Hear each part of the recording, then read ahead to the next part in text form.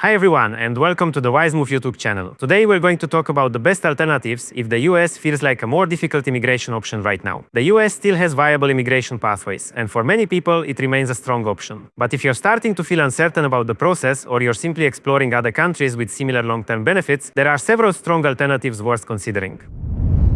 A lot of people look at the US because they want some combination of these things: an English-speaking environment, career opportunities, a clear legal status, and eventually a strong passport or path to citizenship. If that sounds like you, then the first country to consider is the UK. The UK offers many of the same advantages: English-speaking environment, strong career potential, and a relatively attractive long-term immigration path. In many cases, the path to citizenship can be competitive with the US, and some applicants also find the system more predictable in practice. One of the biggest reasons the UK is interesting for highly qualified applicants is the Global Talent Visa. If you are previously considering US categories like EB-1A or EB-2 NIW, the UK may be a very relevant alternative. The Global Talent route can give you a flexible resident status, the right to work, and the freedom to build your own business or work independently. For some applicants, it's possible to reframe a US-style extraordinary ability or national interest case into a UK Global Talent strategy. So if you've already spent time building a strong professional profile for the US, the UK may be one of the first countries to review seriously. That said, there is an important limitation. The UK Global Talent route is not equally broad for every profession. In practice, it is much more accessible to applicants in areas like science, arts, and culture. So while it can be a great option,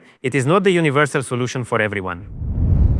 If you want another English-speaking destination with strong long-term prospects, but with a broader talent-based approach, then Australia is another country worth serious attention. Australia is often overlooked, but from an immigration perspective, it can be a very strong option. It also has a global talent pathway, and compared to the UK version, it can be more accessible across a wider range of professional backgrounds. Australia's talent routes can lead to long-term residence and eventually citizenship, while still giving you the right to work and build your career. In that sense, it can feel closer to the flexibility people often look for in the US. One important nuance is that Australia has different categories within its talent pathways. Some applicants in priority sectors, for example engineering, physics, or other strategically important industries, may have a simpler path. For others, one of the main challenges is that they may need a recommendation or nomination connected to Australia, and that can be difficult if they don't already have relevant contacts there. Still, Australia is not only about talent visas. It also has a wider immigration system with multiple pathways for different types of professionals, so it can be worth exploring even if you don't see yourself as an exceptional talent candidate.